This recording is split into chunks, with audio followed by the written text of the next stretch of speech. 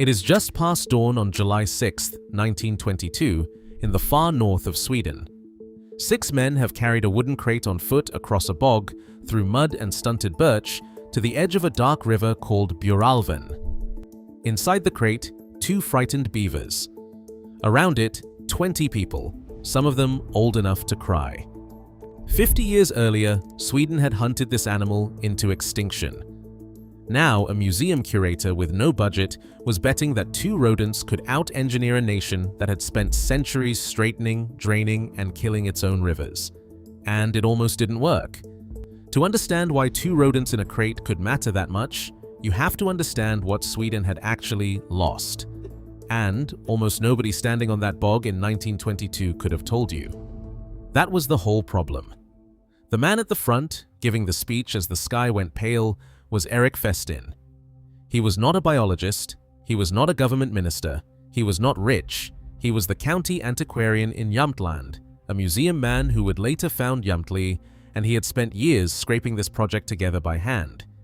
He sold subscription certificates at country fairs. He talked city merchants into matching what rural donors gave. When the money still fell short, he covered the gap out of his own salary. His goal, in his own words, was to restore our devastated fauna, to prove that Swedes could mend what Swedes had broken. The 2 beavers in the crate had come from Norway, one of the last corners of Scandinavia where the animals still hung on. They had spent the winter at Skansen, the zoo in Stockholm, where the zoologist Sven Arbman examined them before they left. Then they traveled north for 3.5 days, by train, by steamboat, by horse cart, until the roads ran out. On the last stretch, 6 local men picked up the crate and carried it on foot across the bog to the water. There is a line from that night worth holding on to. Sven Arbman, the zoologist, later wrote about standing there in the grey willow scrub. His whole generation, he said, had grown used to one direction only, watching the animals of the land grow fewer, year after year. And here, for once, the arrow pointed the other way. Something was being added back. For men who had only ever presided over loss, that was almost unbearable to watch, and the water had a name that should have told everyone something: Bjuralven. In Old Swedish, Bjur means beaver. They were releasing beavers into the Beaver River. A river named after an animal that had not lived there in living memory. Think about that for a second. The place was still called the Beaver River, but no one under 70 had ever seen a beaver in it. That is the first clue in this whole story. Because when the crate opened and the 2 animals slid into the dark current and vanished, the 20 people watching thought they were witnessing a nice gesture. A symbol. A bit of national guilt being paid off in the far north. They were actually watching infrastructure being reinstalled. Here is the thing almost everyone got wrong, then and now. When you look at a Swedish river in the early 1900s, fast, straight, clear, running hard between its banks, it looks fine. It looks like a river is supposed to look, but that image was a lie. Or more precisely, it was a wound that had healed over so long ago that people mistook the scar for skin. The rivers were not dying because Sweden had run out of water. They were dying because Sweden had shot the animal that knew how to hold the water in place. Let me explain what that means, because it is the center of everything. For centuries, the beaver was worth killing. Its fur was dense and waterproof and valuable. Its meat could be eaten. Even its teeth and tail had a price. But the real prize was castoreum, a substance beavers produced that was used in perfume and medicine. Genuinely, it is still used in some perfumes today. So people hunted beavers relentlessly across all of Europe for hundreds of years. In Sweden, the last one was shot around 1871, up near Skjutnäset in Jämtland, not far, as it happens, from the very valley where Festin would later bring them back. A hunting ban finally arrived in 1873, 2 years too late. But losing the animal was only half of it. At the same time, Sweden was doing something else to its water. Farmers drained wetlands and dug ditches to turn soggy ground into fields. Timber companies cleared and straightened rivers so they could float logs downstream faster. Everywhere, the message to the water was the same: move along, leave quickly, don't linger. And here is the visible consequence. No beavers meant no dams meant no ponds meant no wide, slow soaking wetlands. The water that used to spread sideways and sink into the ground now just ran straight through and left. Spring melt roared off in weeks instead of feeding the land through summer. Side channels dried. The complicated, messy, wet version of the river, the one full of pools and dead wood and shallow edges, got replaced by a simple pipe. By 1922, 2 generations had grown up looking at that simple pipe and calling it normal. The place names still whispered the truth. Bjur and Beaver scattered across the maps of a country that had scrubbed the animal itself out of existence. But the memory was gone. That is the quiet horror underneath this whole story. The problem wasn't only that nature had declined. The problem was that people had forgotten what a working river even looked like.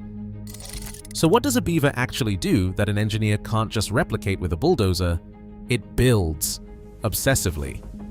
A beaver hears running water and something in its brain says, "Stop that." It drags branches, stones, and mud across a stream and packs them together until the flow backs up behind it. Water pools. The pond spreads out, pushes sideways into the low ground, and soaks down into the soil. The water table rises. The banks stay green through dry spells because there is a reservoir sitting under them. When a storm comes, the pond and the soggy ground around it act like a sponge, holding the surge and releasing it slowly instead of all at once. The still water drops its silt, so what flows out the other side runs cleaner. And all those pools and shallows and drowned trees become edges, and edges are where life piles up. Insects, then fish, then frogs, then birds, then everything that eats them. One animal, mud and sticks, and it rebuilds the machinery of an entire small watershed for free while it sleeps through the day. Think of a healthy valley as a sponge and a broken one as a drain pipe. For centuries, Sweden had been quietly turning its sponges into drain pipes, pulling the beaver out, ditching the wetlands, straightening the channels, and then acting surprised when the water refused to stay. A beaver doesn't add water to a landscape, it can't make it rain. All it does is slow the water down long enough for the ground to drink. That's the whole secret, not more water, just water that stops running for the door. That is what Sweden had deleted, and that is what Festin was, without quite having the science to prove it, trying to paste back in. Now, if this were a simple story, the beavers would have hit the water, built a dam by the weekend, and turned northern Sweden green by 2025. That is not what happened. For a long time, it looked like Festin was wrong. The Bjuralven pair was just the start. Over the next 18 years, from 1922 to 1940, roughly 80 beavers were brought over from Norway and released at around 19 different sites, scattered from Lapland in the north all the way down towards Småland in the south. It became a movement. Local nature societies, hunting clubs, and ordinary people wrote to Festin asking how to get beavers for their own rivers. He became the hub of the whole thing, a museum curator turned unlikely spymaster of a rodent invasion. But not every release worked. Some populations struggled, some simply died out. And even where the animals survived, nothing happened fast. There was no dramatic before and after. For decades, if you'd asked most Swedes whether the Great Beaver experiment had transformed the country, they'd have shrugged. And that's the fair objection. If bringing beavers back was such a fix, why did it take half a century to show? Why didn't nature just snap back the moment the animals hit the water? The answer is the most important part of the whole story, and it hides inside the failure itself. Here is the honest part. 2 beavers in one valley cannot restore a nation's rivers. 80 beavers scattered across 19 sites cannot either. It looks, on paper, absurd. A rounding error of animals against hundreds of broken watercourses. So why didn't it fail? Because Festin and the people who followed him weren't actually trying to rebuild the rivers themselves. They couldn't have. No budget, no machines, no chance. They were only trying to do one thing, put the builder back and then get out of the way. That's the trap that fooled everyone who expected quick results. The beavers didn't need to fix the water, they needed to survive, breed, and spread, and let their children do the fixing, one dam at a time, across a whole century. The intervention was tiny. The work was enormous. The gap between them was time, and humans are terrible at waiting. Then, slowly, and then not slowly at all, the numbers stopped looking small. Through the middle of the century, the population crept upward. Then, around the 1970s, it surged. The scattered founders had become a spreading front of animals, colonizing river after river on their own, with no further help from anyone. From those roughly 80 imported beavers, Sweden today has an estimated 100,000 to 150,000. Let that ratio sit for a moment. 80 animals, carried in crates on horse carts and human backs, became more than 100,000, and they brought their ponds with them. And you didn't need a research station to see it. Where a beaver family settled in, the change was physical and obvious. A thin, hurrying stream would widen into a chain of still ponds. Dead standing trees rose out of the new water. Ducks and wading birds showed up. Frogs, fish holding in the deeper pools. Moose came to feed in the wet meadows. Ground that had been dry for a lifetime went spongy underfoot again. People who had never thought about hydrology in their lives could stand at the edge and see that the water had come back. Göran Hartman, a researcher at the Swedish University of Agricultural Sciences, spent years tracking that recovery, the genetics, the spread, the sheer speed of it once it caught. What Festin started as an act of guilt and hope turned into what is often called one of the most successful animal reintroductions ever attempted anywhere. But the population number, as staggering as it is, isn't even the most interesting part. Because while the beavers were multiplying, scientists were slowly realizing they had underestimated what these animals were doing to the land. Here's where the modern science catches up to the mud. Researchers started measuring beaver ponds directly, and the results kept pointing the same way. Beaver dams increase how much water a landscape stores, both in the ponds and underground. They hold back storm surges and release them slowly, which softens floods downstream. During dry spells, that stored water keeps streams flowing when they would otherwise shrink. The ponds trap sediment and nutrients, so the water leaving them is cleaner than the water coming in. Study after study in Britain and across Europe on the same Eurasian beaver Sweden had reintroduced confirmed it. This animal is a water engineer, and a good one. And it isn't just water. In one study in Poland, researchers compared beaver wetlands to ordinary stretches of stream and found something striking about the birds. In winter, the beaver sites held about 38% more bird species and 61% more individual birds than the water without beavers. The animal didn't just store water, it built neighborhoods. And this wasn't a fringe idea anymore. As the evidence piled up, researchers started putting a price on it, estimating that the flood control, water storage, and cleanup that wild beavers provide is worth, by some accounts, millions to hundreds of millions of dollars a year in services people would otherwise have to build and pay for. Think about what that means. A government agency that wanted the same flood buffering and water storage would have to pour concrete, dig basins, and maintain them forever. The beaver does it for the cost of the willow it eats, and it never sends an invoice. It even repairs its own dams at night, for free, the moment they spring a leak. Wouldn't all that damming cause problems, though? That's the fair question, and the answer is yes, sometimes. Beaver ponds can flood a field that a farmer wanted dry. Dams can block culverts. In some streams, they can make it harder for fish like brown trout to move upstream to spawn, which is exactly the kind of trade-off researchers in Scotland have been carefully studying. This is not a magic animal that does only good everywhere it goes. Where it goes matters. What's around it matters. But that honesty is the reason to trust the rest of it. Because the core pattern held up, put the beaver back in the right place, and the water comes back with it. So yes, a rodent with no plan, no blueprint, and no budget turned out to do a job that human engineering struggles to match. Not because the beaver is smarter than an engineer, because it never stops working, it fixes its own mistakes, and it was doing this job for millions of years before anyone thought to drain a wetland. And the idea spread far beyond Sweden. That release at Bjuralven in 1922 was one of the first deliberate beaver reintroductions in the world.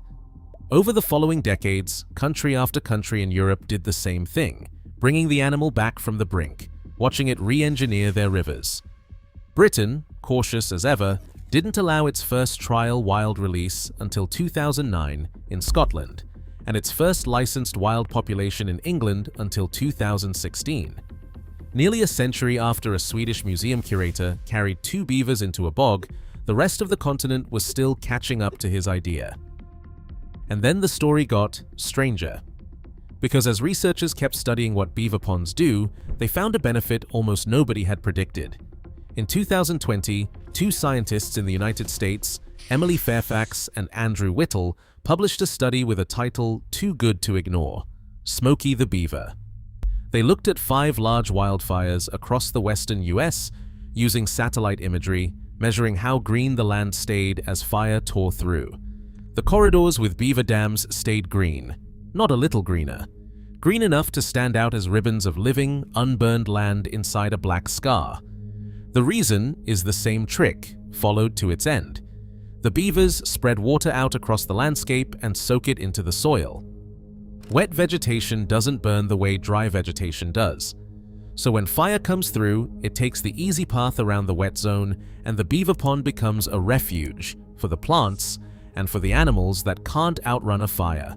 Fish, frogs, small mammals, all of it. Nobody released those beavers to fight fire. They released them for water, or for birds, or simply to bring back a species that had been erased. The firebreak was a gift nobody had ordered. That's the deeper pattern under this whole thing. You put back one missing piece, and the system hands you benefits you never even thought to ask for. To be fair, the same researchers noted the limits.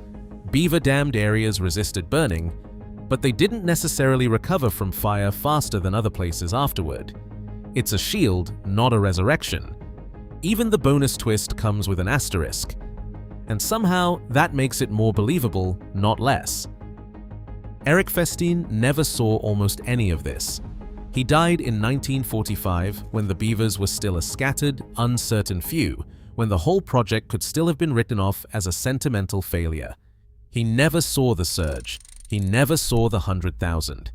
He never saw the science prove that the animal he fought to bring home was quietly rebuilding the country's water while everyone slept. He just believed the missing piece was worth putting back.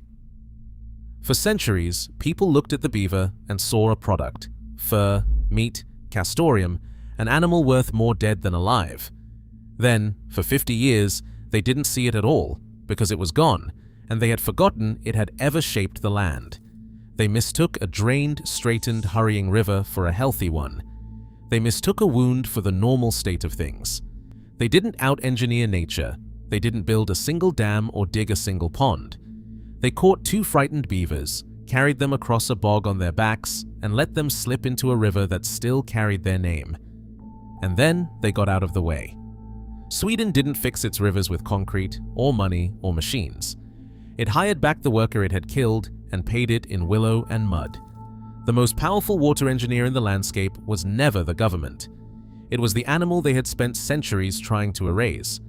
If you want to know what other creatures we've written off as pests, right before they turned out to be holding the whole system together, there are more of these stories than you'd think. This was just the one that started with 2 beavers, a wooden crate, and a river that had been waiting, under its own name, for somebody to remember what it was for.